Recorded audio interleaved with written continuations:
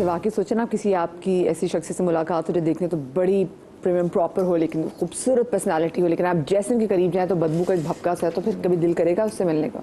नहीं मिलेगा ना। तो इसलिए भाई सेल्फ हाइजीन बहुत ज़्यादा ज़रूरी है, ना सिर्फ आपके लिए बल्कि जहाँ पे आप रहते हैं, जिन लोगों के साथ आप काम करते हैं, उनकी ज़िंदगी को भी ये पुरसकून बनाते थे। वरना सोचे किसी आप ऐसे कमरे में बैठ के काम कर रहे हो जहाँ पर किसी बंदे के पसीने की ढेर सारी स्मेल आ रही हो, सांस भी नहीं ले सकेंगे आप, दम घुटने का प्रॉब्लम आपको हो जाएगा। मेरे साथ मौजूद है डॉक्टर बिल्कीस, मेरे साथ मौजूद है शेफ फरा, मेरे साथ मौजूद है डॉक्टर ज़ारा शाह और मेरे साथ मौजूद है डॉक्टर बतूल अशरफ। आप तमाम प्यारी प्यारी ख़वातीन को मैं अपने शो में कहती हूँ खुशामदीद। सबसे पहले सवाल भी मेरा आप लोगों से है कि क्या आपकी ज़िंदगी में कभी किसी ऐसे शख्स से मुलाकात हुई जो देखने में तो बहुत ज़बरदस्त कमाल पर्सनैलिटी, जिससे आप बहुत मुतासर हो, लेकिन अब हल्के से करीब आए, दायरे में आए तो आपने फील किया कि वो उनकी हाइजीन तो शदीद मुतासर है? अच्छा, बहुत अब मैं तो हॉस्पिटल में प्रैक्टिस करती हूँ तो उसमें ओपीडीज जो है वो छोटी होती हैं, तो मुझे तो बहुत दफ़ा हुआ और यकीन करें मैं तो कही थी अल्लाह बस ये जाए पेशेंट, ये जाए। इतनी स्मेल होती है, फिर आप जो है वो फ़ैन जो है वो बढ़ाएं और फिर स्प्रे करें, सब कुछ तो अनबियरेबल हो रहा होता है बहुत ज़्यादा। और एक कंपाउंड स्पेस में वो जो बैक्टीरिया फैलने के चांसेस होते हैं ना वो आपके 4 फोल्ड हो जाते हैं, तो उसमें एहतियात करना इतना मुश्किल होता है मदिया। और लोगों को खुद ये रियलाइज़ करना चाहिए कि सफाई अल्लाह ताला ने सोच समझ के कुरान शरीफ में लिख दिया, हर जगह के निस्फ ईमान है ना, निस्फ यानी आधा ईमान, तो इसलिए ज़रूरी है।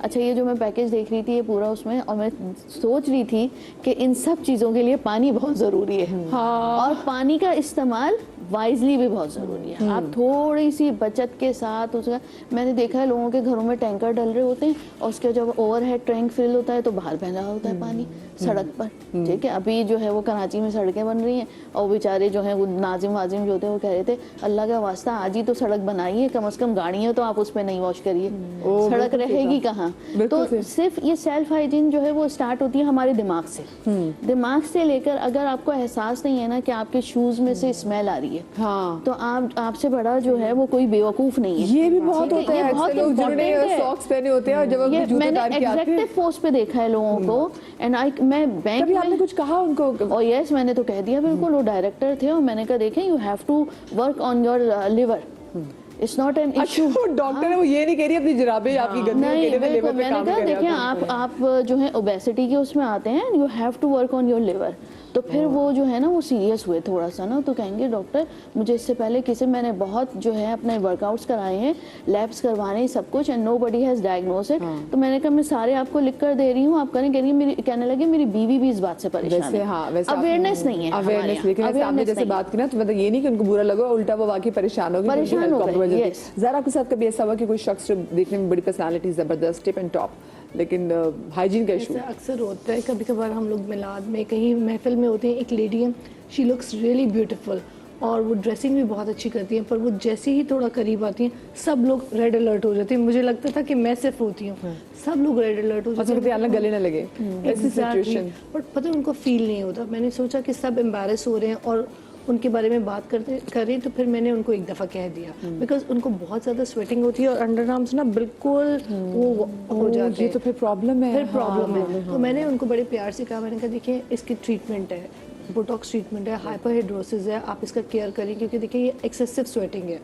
तो उन्होंने कुछ बुरा भी नहीं माना और ये है कि फिर मतलब उन्होंने घर आके मुझे कॉल किया। मैंने कहा देखिए आपकी एक्सेसिव स्वेटिंग है, आपके इतने अच्छे अच्छे कपड़े, उनको भी पता होगा कपड़े खराब होते हैं और उसकी वजह से देखिए जब आप महफिल में होते हैं तो बहुत सारे लोग होते हैं, तो वो फिर एक स्मेल आने लगती है। और फिर लेडीज़ जो है ना वैसे सामने तो बहुत अच्छे एक दूसरे को कमेंट देती है, पीछे से दूर रहो। तो फिर मैंने भी तब रियलाइज़ ज़्यादा किया। तो देन आई टोल्ड हर और मैंने कहा इसको ज़रा करेक्ट करें और इसमें कोई हर्ज नहीं है। बिल्कुल, हाँ। तो उन्होंने माइंड भी नहीं किया और उन्होंने उसको करेक्ट किया। करेक्ट करने से देखें जब ज़्यादा पसीना नहीं आएगा, हाइपरहाइड्रोसिस का ट्रीटमेंट किया तो वो सेटल डाउन हो गई। ये बाकी लोगों को प्रॉब्लम है, लोगों को पसीना बहुत आता है। वो कहते हैं हम अभी नहा के निकले थे और 3 घंटे बाद फिर वैसे पसीना जो है वो फीमेल्स का तो देखिए ना, अगर आप कपड़ों में बिल्कुल वो अंडर आर्म स्वेटिंग नजर आ रही है तो दैट लुक्स बैड। अच्छा, इनके जो एक्सपीरियंस है मेरा तो बिल्कुल ऑपोजिट ही हुआ, क्योंकि अक्सर चैनल्स पे में इतने सालों से हमारे साथ समटाइम 2-2, 3-3 सेलिब्रिटी साथ होती हैं, या कोई एक्सपर्ट होता है, कोई भी होता है, या फिर चैनल्स पे भी हम लोग साथ होते हैं। तो गाड़ी में एसी ऑन होता है गाड़ी में, गर्मियों के दिन थे, तो एक बड़ी अच्छी सी लेडी है जो आई तैयार व्यार होके, वो भी मेरे साथ ही लाइनअप थी, हम गए, वो जैसे एंटर हुई है मदिया, पूरी गाड़ी का माहौल ही खराब हो गया। इतनी स्मेल फिर मैं ड्राइवर को कहा, अच्छा एक तो लोग होते हैं पसीने वाले कपड़े जो दोबारा पहन लेते हैं ना, उनको धोए बगैर और उसके ऊपर फिर जो परफ्यूम छिड़क लेते हैं, वो जो जानलेवा तबाही वाली जो स्मेल थी ना, वो बुरी गंदी और अजीब सी, मैं तो सांस नहीं ले पाऊँ। मैंने ड्राइवर को बोला प्लीज आप एसी को आप थोड़ा बंद करके ये विंडो सारी खोले, ताकि, तो अब वो फिर लड़ाई करने लगी, नहीं मुझे गर्मी हो रही है, मुझे गर्मी हो रही है। अब मैं क्या बोलूं बहन, तुमसे ही मैं बेजार हूँ, मैं क्या करूँ। फिर मैं इतनी परेशान, मैंने बोला भाई मुझे चक्कर, मैंने बहाने बनाए कि मुझे बहुत चक्कर आ रहे हैं, मुझे वोमिटिंग हो रही है, मैं यहाँ वोमिटिंग कर लूंगी, मैं ये कर लूंगी, कर करके मैंने अपनी तरफ का शीशा खोला है, मैं यूं मुंह करके बैठी हुई हूँ। अच्छा फिर सोने पे सुहागा, फिर वहाँ पे फिर मैंने उसको सॉरी बोली, कहा बुरा लग रहा है, मुझे तबीयत ठीक नहीं थी ना, इस वजह से मेरी हिम्मत नहीं हुई बोलने की आपकी हाँ, मैं हिम्मत नहीं हुई। फिर वहाँ शो में गए तो अच्छा उनके हाथों में भी स्वेटिंग इतनी हो रही थी, गीला हो रहा है, और बार बार आके यूं हाथ लगा रही है, पूरा जो ना पसीने के निशान हाथ पे यहाँ हो रहे हैं, कभी हाथ मिला रही हैं। मैं कैसे बोलूँ, तुम दूर रहो, तुम दूर रहो। फिर पानी मैं ढूंढ के पानी से साफ कर रही हूँ, इससे आप सॉरी नहीं करती उनसे। मैं मुझे क्या पता कि वो अंदर आके, तो कुछ लोग ऐसे होते हैं ना। अच्छा मैंने किसी को ये डिस्कस किया, फिर औरतें भी होती है ना, यहाँ से वहाँ बोल देती हैं, तो फिर वो मुझे बातें सुनाने लगी। बड़े सफाई वाले लोग होते हैं, दूसरों को गंदे समझते हैं, खुद बड़े सफाई वाले होते हैं, तो उनका रिएक्शन ये था, उनको ये नहीं आता ये नहीं हुआ, तो मेरे साथ बिल्कुल उल्टा रिएक्शन था। फिर वो तो कितनी जगहों पे मुझे सुनाती थी कि बड़ी सफाई वाली बनती हैं, खुद तो बड़ी पता नहीं कैसी हैं, हमें गंदा बोलती हैं, ये बोलती हैं। देखिए ना, तो ऐसे भी लोग होते हैं दुनिया में। जैसे होता है ना कि लोग आप अच्छी खुशबुओं से, बहुत सारे लोगों की जो आपकी मेमोरीज होती हैं वो खुशबुओं से होती है। सही, माँ की अपनी खुशबू है, बहुत से ऐसे दोस्त हैं कि अपने परफ्यूम्स की खुशबू है, सही है। और कुछ लोग लिटरली ऐसे कि जैसे आप उनको सोचें तो आपके ज़हन में वो स्मेल सी आ जाती है। मेरे कॉलेज में कैसे टीचर थे, वो जब पढ़ाते थे तो वो जब जैसे क्लास में आते थे, अगर कोई उनसे बात भी हमने को पूछनी होती ना, हम डर डर के पूछते थे कि अगर वो आएंगे तो उनमें से पसीने की स्मेल, क्योंकि एक तो कपड़े पता चल रहा होता था कि एक दिन पुरानी शर्ट पहनी है और पसीने वाली शर्ट पे परफ्यूम लगा दिया तो हम मरने वाले हो जाते थे। तो हम कभी कभी ऐसा तो हम पूछते नहीं थे, हम कहते हम फेल हो जाएंगे, हम पूछेंगे नहीं कि ये सिस्टम में क्या इशू हो रहा है ना, ये बहुत गंदा, ये बहुत, ये मत करें प्लीज। हाँ ये मत करें। आपके साथ ऐसा वाकया कोई हुआ? देखें, सबसे पहले तो ये बताऊंगी, इसके बहुत सारे रीजंस होते हैं ना, जैसे थायराइड हो या हार्मोनल इम्बैलेंस हो या मैदे का कोई इशू हो, लीवर का, जैसे डॉक्टर बतूल ने कहा लीवर का इशू हो, या पसीने ज़्यादती हो, तो इस वजह से भी वो लोग, कुछ लोग ऐसे होते हैं कि बहुत ज़्यादा अपने हाइजीन का ख्याल करते हैं लेकिन इन्वेस्टिगेट नहीं करते कि किस वजह से हो रहा है। ठीक है, तो ये भी एक रीज़न होता है। इन्वेस्टिगेशन ज़रूरी होती है, आप लैब्स कराएं, पता चले कि रीज़न क्या है। इसके पीछे बहुत सारे रीज़न्स होते हैं। कुछ लोग होते हैं सफाई का ख्याल। हाँ, मेरे साथ ऐसा हुआ, मिलाद में एक खातून थी बहुत ही अच्छी, और मुझे लगता है बुर्का उन्होंने 1 साल से नहीं धोया था। हाँ, बहुत स्मेल ये मैं अपने सबको कहती हूँ कि ना, खुदारा बुर्का भी जो है उसको भी पानी की जरूरत होती है, और हिजाब को भी, जो आप सब लेते स्कार्फ, क्योंकि पसीना आ रहा है ना, उसको तो रोज धोएं, रोज धोएं। तो क्योंकि जब वो बुर्के उतारते हैं ना, अल्लाह अस्तगफिरुल्लाह रब्बी बातों बोली, इस तरह लगता है कि अब आप क्या बोलें, और फिर आपको इस तरह से गले भी लगाते हैं। हाँ, फिर तो आपकी तो वो समझ ले आखिरी दिन हो जाता है। मैं सबके सामने तो नहीं, वैसे तो मैं बहुत ब्लंट हूँ, बोल अच्छा मैं देखिए, मैं एक बार फिर से बात वो करूँ कि आप समझे कि पता नहीं हम लोग क्या बात करें। हम बात करें कि आपको जैसे नॉर्मल कपड़े हम अगर नॉर्मली पहनते तो ये हमारे कपड़े हैं, वो बहुत से लोग जो हिजाब लेते हैं तो उनके वो नॉर्मल कपड़ों में उनके शुमार हो जाता है। फिर जबकि वो आते जाते हैं तो हम उसकी बात करें। हम बिल्कुल ये बात नहीं करें कि जी जो पर्दा हिजाब, वो वाली बात हम लोग कर रहे हैं, हम सिर्फ ये कह रहे हैं उसकी सफाई की बात हो रही है। कोई दुपट्टा, जैसे हम नमाज वाली चादर, इसमें भी आप देखेंगे जो लोग कहते हैं, तो उनको भी एक, हमें क्या होता है कि हम नमाज वाली चादरों को, चलो जी वो तो बस नमाज के लिए इस्तेमाल की रखते हैं, उसको धोते ही नहीं है, उसको उसका तो पाक होना, साफ होना जरूरी है। जाए नमाज को नहीं धोते जी, जाए नमाज को भी छोड़ देते हैं, उसको धोते ही नहीं है भैया। कितनी सही बात की, बिल्कुल ऐसे ही होता। अच्छा तो आप बताइए। इसीलिए मतलब कि मैंने फिर उनको जब खाना वगैरह हो गया तो बाद में जाके मैंने कहा आपका इतना बुर्का अच्छा, लेकिन इस पे से धब्बे क्यों आ रहे हैं? तो फिर वो उसको थोड़ा समझ आया। फिर मैंने कहा कि यार इसको रोज़ धो लिया करो। मेरे पास लड़कियां आती हैं हिजाब वाली, मैं उसको कहती हूँ बेटा रोज़ अपना दुपट्टा बदलो, दुपट्टा बदलो, और 7 दिन है ना हफ्ते में, तो 7 आप कलर के रख लो और रोज़ाना उनको दो आप। और नहाना तो सफाई निफ्स से माने, लेकिन मसला हमारे यहाँ पानी का है, पानी का मसला है। तो डॉक्टर बतूल ने इतनी अच्छी बात की कि आप उसको ज़ाया नहीं करें, आप आधी बाल्टी से भी नहा सकते हैं, आधी बाल्टी से भी नहा सकते हैं। ये बहाना ना करें कि पानी नहीं है। आप अपने तमाम कामों से फारिग होकर फिर आप नहा सकते हैं। नहाएं ताकि बैक्टीरिया वगैरह, देखिए हमारा जो लार्जेस्ट ऑर्गन है, हमारा जो स्किन है, बहुत सारी चीज़ें जब हम खाते हैं तो वो उसको बाहर फेंकता है।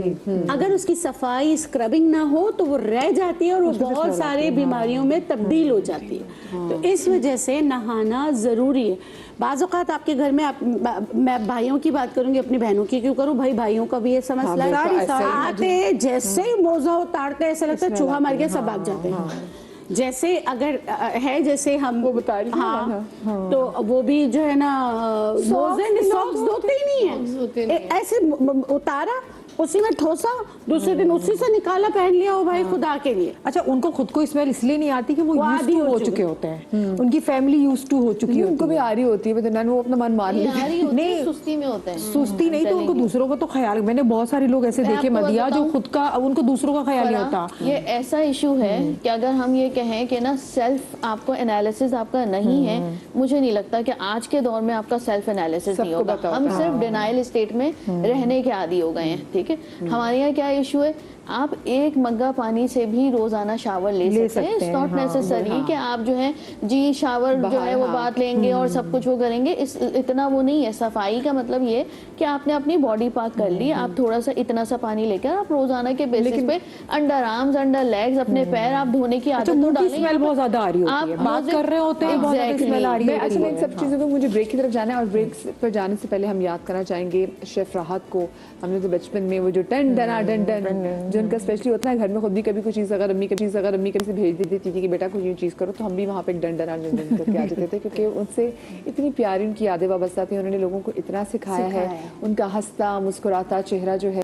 और कुछ लोग पर्सनैलिटीज़ ऐसी होती है जिनको आप अपने घर की पर्सनैलिटी से लिंक करना शुरू करते हैं। जैसे मेरी अम्मी उनके शोज़ बहुत शौक से देखती थी, तो खैर मेरी अम्मी भी नहीं है, और जब देखी शेफ राहत जिन्होंने इतनी ख़वातीन को इतने प्यार से लोगों के मसले भी हल करी, फ़ोन कॉल्स ले रही हैं, और उसके बाद अब जब एकदम से खबर आई कि वो बहुत बीमार थी, उसकी बड़ी तकलीफ हुई कि अच्छा कि एकदम बीमार हो गए। और उसके बाद फिर जब इनके जाने की खबर आई तो वो बहुत तकलीफ खबर थी। तो अल्लाह पाक इनकी मग़फ़िरत फरमाए और उनको जन्नत में इनको आला दर्जा मकाम अता फरमाए। तो ये मतलब ये जिनकी पर्सनालिटी थी, ये बहुत डिफरेंट पर्सनालिटी थी। जैसे हम अब शेफ गुलजार के बारे में कहते हैं ना कि वो आते हुए उनके एक डांस करते थे, इनका एक अपना स्टाइल था, बहुत अच्छी थी। मेरी बहुत मुलाकात रही है इनके साथ, माशाल्लाह बहुत अच्छी थी ये। हाँ, तो खैर वो उनको फिर एक बार फिर से याद करेंगे, लोग उनको जो जानते हैं। और आज सब मोहब्बत से क्या कहते हैं ना कि जब ये खाने बनाती थी और उनकी मोहब्बत नज़र भी आती थी, तो अक्सर लोगों से ये कहते थे कि भाई आप जो बना रही हैं, हमने भी एग्जैक्टली ये चीज़ ट्राई की, हमारा वो टेस्ट नहीं है जो आप कहती थी। तो कहती बस देख लो ये मेरे हाथ का जादू है। बड़ी मीम सी भी बनती थी, लेकिन खैर she was very very very active. आपकी कभी मुलाकात हुई इनसे? जी, मेरी एक दफा हुई थी। बड़ी खुश इखलाक से थी, बहुत अच्छी थी। और मैं बताऊं, मैंने तो बहुत सीखा है। मुझे कुकिंग नहीं आती थी शादी से पहले बिल्कुल भी, और द वे शी डिस्क्राइब्स ना, उसमें ये होता था कि हाँ बस अब उठो और ट्राई कर लो। मतलब आप जितने ही थके हुए हो, सुस्ती में हो, हॉस्पिटल से आए हुए हो, द वे शी डिस्क्राइब बस ये होता था अरे यार अब उठ के बना ही लेती हूँ, चलो सही है ठीक है। हम शेफ राहत की फैमिली को ताज़ियत पेश करते हैं। अल्लाह पाक उनको जवार रहमत में जगह अता फरमाए। छोटी सी ब्रेक के बाद हाजिर होते हैं, चाहिएगा।